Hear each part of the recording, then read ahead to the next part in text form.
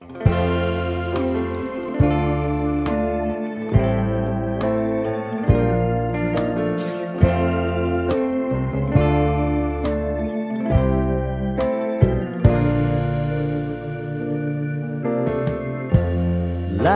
up, take me on your magic river.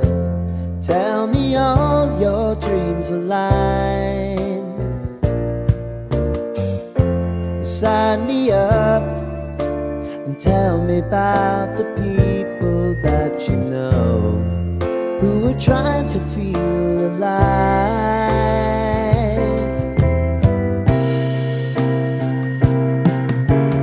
Life can get hard, so honey, if you need to cry, just come share my pillow and rain, rain, go away.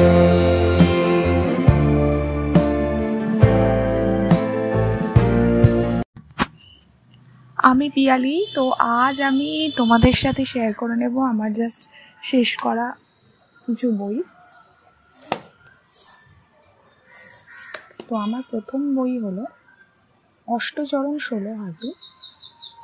এটা হচ্ছে স্বপ্নময় চক্রবর্তীর লেখা একটি ছোট গল্পের সংকলন।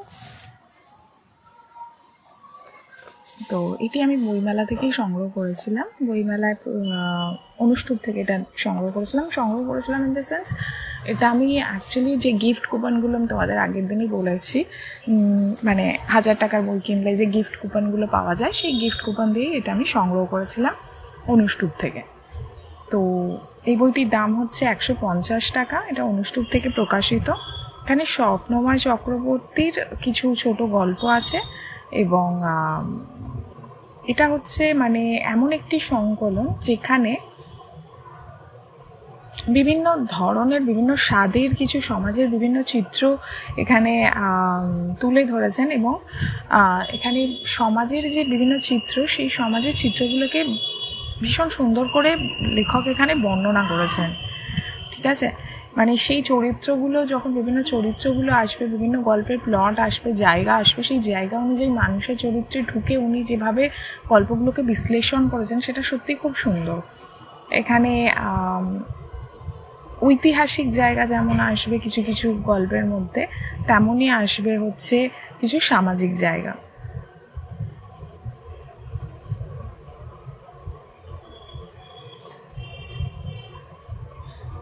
একটা শ্রেণীকে উনি কিছু শ্রেণীকে এখানে তুলে ধরেছেন এবং কিছু আবেগকে তুলে ধরেছেন, কিছু সমাজ রিলেটেড পরিকাঠামোকে উনি এখানে সুন্দরভাবে গল্পগুলোর মধ্যে দিয়ে বলেছেন। তো এই বইটা আমার পুরোটা এখনো পড়া হয়নি, কিছু গল্প পড়েছি এবং এই বইটাকে আমি আরও একটু সময় নিয়ে ভালোভাবে শেষ করতে চাই বলে খুব একটা তাড়াতাড়ি করিনি। এখানে গল্প আছে 1 2 3 4 13টা গল্প আছে, তার মধ্যে আমার 8টা গল্প শেষ হয়ে গেছে, আর কিছু 14টা গল্প আছে এখানে। তো আরও কিছু গল্প বাকি আছে আমার পড়া। তো পরবর্তীকালে আমি হয়তো আবারও এই বইটা নিয়ে কথা বলবো। তবে স্বপ্নময় চক্রবর্তীর লেখা নিয়ে যদি কেউ জানতে চাও তাহলে এই বইটা একটা ভালো বই, যেখান থেকে তোমরা জানতে পারবে স্বপ্নময় চক্রবর্তীর লেখনী এবং অসাধারণ লেখেন উনি এবং ওনার যে গল্পগুলো ছোট গল্পের মধ্যেও তার পরিচয় আছে। কোনো গল্পই পড়তে তোমার কারোর খারাপ লাগবে না, যে কোনো সময় যে কোনো পরিস্থিতিতেই গল্পগুলো পড়ে ফেলা যায়। ভীষণ সুন্দরভাবে, ভীষণ মজা এবং একটা কৌতুক এবং ভীষণ বাস্তবিকতার একটা বিশ্লেষণ ভঙ্গিতে উনি ভীষণ সুন্দরভাবে গল্পগুলো লিখেছেন। আচ্ছা, পরবর্তী বই যেটা নিয়ে আমি আলোচনা করব সেটা হলো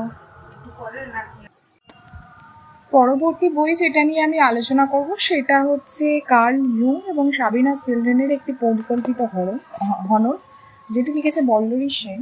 কার্ল ইয়ুংকে আমরা সবাই চিনি, যারা মনোবিজ্ঞান নিয়ে পড়াশোনা করেছি তারা তো চিনি। বাকি কার্ল ইয়ুংয়ের থিওরি, কার্ল ইয়ুংয়ের চিন্তাভাবনা, ফ্রয়েডের সময়কার, সেই সময়কার সাইকো অ্যানালিসিসের জায়গার নাম ধরে কার্ল ইয়ুংয়ের নাম সবার সাথে পরিচিত। এবার এই বইটি বিশেষত কার্ল ইয়ুংয়েরই জীবনের একটা দিক এবং ওনার চিকিৎসার একটা জায়গা উঠে এসছে। ওনারই একজন ক্লায়েন্টের জীবন নিয়ে এই বইটি লেখা এবং তার সাথে উনি কীভাবে জড়িয়ে গেছেন সেইটা নিয়ে। বইটির মেইন যে জায়গাটা আমার লেগেছে মূলত যেখানে মানুষকে বেশি গুরুত্ব দেওয়া দরকার আছে। মানে আমরা কোথাও যে ভূমিকায় থাকি সবার উপরে গিয়ে মানুষই কিন্তু সত্যি। মানে আজকে মানসিক জায়গা থেকে দেখলে, মানসিক অসুস্থতার জায়গা থেকে দেখি, সবার ভিতরেই কিছু খারাপ, ভালো, দুর্বলতা, সবলতা সব কিছু নিয়েই একটা মানুষ। তো সেই জায়গাটাই উঠে এসছে এখানে।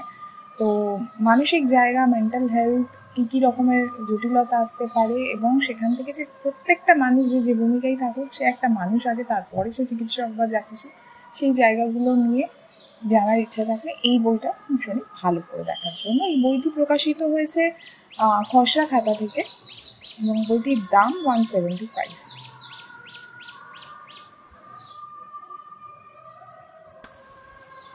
আচ্ছা, আমার পরবর্তী বই, আচ্ছা তার আগে আমি আরেকটু বলে নিই যে এই যে কার্ল ইয়ুং ও শাবনেজ পিলগ্রিম একটি পরিকল্পিত হনন, পল্লবী সেনের লেখা, এটি আমি বইমেলা থেকেই কিনেছি। এটি খসড়া খাতা প্রকাশনী থেকে বেরিয়েছে এবং এটির দাম হচ্ছে 175 টাকা। তারপরে আমি নেক্সট বইতে যাচ্ছি। আমার পরবর্তী বই হচ্ছে হাতের মুঠোয় পৃথিবী, তৃণাঞ্জন গঙ্গোপাধ্যায়ের লেখা। এটি সাহিত্য একাডেমি পুরস্কার পেয়েছে, পশ্চিমবঙ্গ বাংলা একাডেমি পুরস্কার প্রাপ্ত উপন্যাস। এটি কোরক থেকে প্রকাশিত হয়েছে এবং এটির মূল্য হচ্ছে 40 টাকা। পেজ সংখ্যা হচ্ছে 112টা। তো এই গল্পটা একটা অসাধারণ গল্প, যেখানে একজন ফুটবল প্লেয়ার সৌহার্দ্য বলে একটি ছেলে, যার খুব প্রিয় চরিত্র ছিল তারই বন্ধু স্বপন। তার খেলা দেখতে সে খুব ভালোবাসতো, যখন খেলতে যেত তখন তার খেলা অবাক হয়ে দেখতো।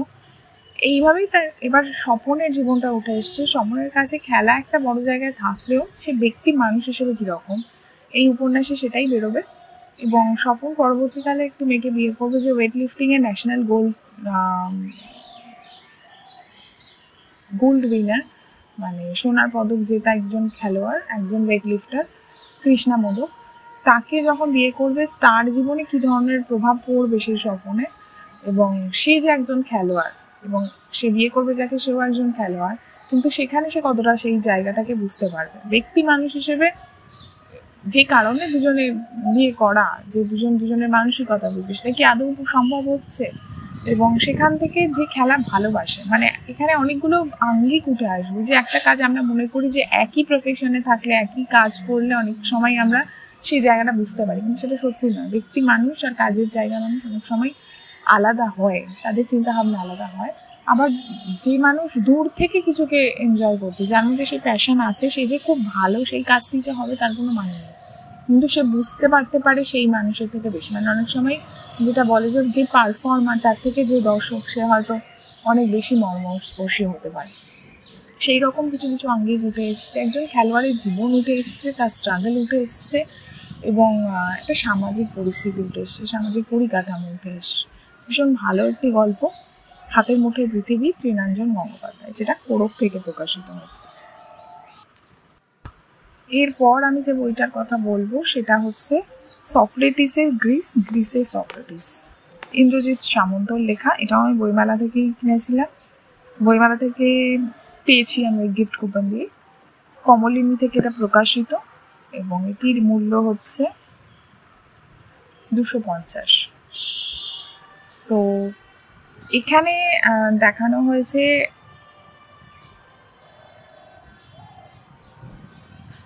গ্রিসের একটা সুন্দর ইতিহাস দেওয়া হয়েছে। গ্রিস, অ্যাথেন্স, সেখানকার মানুষ কীরকম ছিল, তাদের জীবনযাত্রা, তাদের রাজনীতি, তাদের আইন আদালত, তাদের নিয়ম কানুন, তাদের সামাজিক পরিকাঠামো, সমস্ত কিছু নিয়ে, অর্থনৈতিক জায়গা, সমস্ত কিছু নিয়ে এখানে ভীষণ সুন্দর একটা আলোচনা আছে, যেখান থেকে গ্রিস নগরটাকে আমরা ভীষণ সুন্দরভাবে কাছ থেকে দেখতে পাবো। তার সাথে সাথে উঠে এসছে সেই সময়কার কিছু কবি, সাহিত্যিক এবং দার্শনিকদের কথা, প্লেটোর কথা, আরও বিভিন্ন ধরনের সাহিত্যিক, দার্শনিক, তাদের চিন্তাভাবনা উঠে এসছে। এবং তার সাথে সাথে শেষে উঠে এসছে সক্রেটিসের কথা, তার ভূমিকা, সে কী ধরনের বিশ্বাসী ছিলেন, তিনি কী ধরনের মানুষ ছিলেন, তিনি কী চেয়েছিলেন, এবং তার শেষ পরিণতি কী হয়েছে, সেই জায়গাগুলো, তার দর্শন কীভাবে তাকে সে কীভাবে কিছু মানুষকে প্রভাবিত করেছিল এবং তার থেকে তাকে রাজদ্রোহী বলা হয়েছিল, এবং সেই জায়গাগুলো ভীষণ সুন্দরভাবে এখানে লেখা হয়েছে। বইটি একটি সত্যিই সবারই পড়ে দেখার মতন বই বলে আমার মনে হয়েছে, কারণ যারা ঐতিহাসিক গল্প পড়তে ভালোবাসে, শুধু ঐতিহাসিক না, যাদের কাছে দর্শন বা এই যে ফিলোসফিক্যাল যে জায়গাগুলো, মানুষের জীবন নিয়ে যাদের প্রশ্ন আছে, সেই জায়গাগুলো ভীষণভাবে এখানে কিন্তু উঠে এসেছে সক্রেটিসের চিন্তাভাবনার মধ্যে দিয়ে। তো এই বইটি মানে পড়তে গিয়ে এটাও একটা সেরকমই নন ফিকশন, যে কোনো সময় পড়ে ফেলা যায়, ভীষণ সুন্দর লেখা এবং পড়তে ভালো লাগবে বইটা। এবং হয় না এক এক সময় যে সমস্ত মানুষ তো আমরা প্রচুর স্ট্রাগলের মধ্যে দিয়ে যাই, তো এই বইটা সেরকম একটা বই যে বইটা মন ভালো করে দিতে পারে, কোথাও একটা মানে যে কোনো স্ট্রাগলকেই ইজি করে দিতে পারে, সেরকম ধরনের একটা বই। তো বইটা বেশ বেশ এনজয় করে পড়ার মতন একটি বই।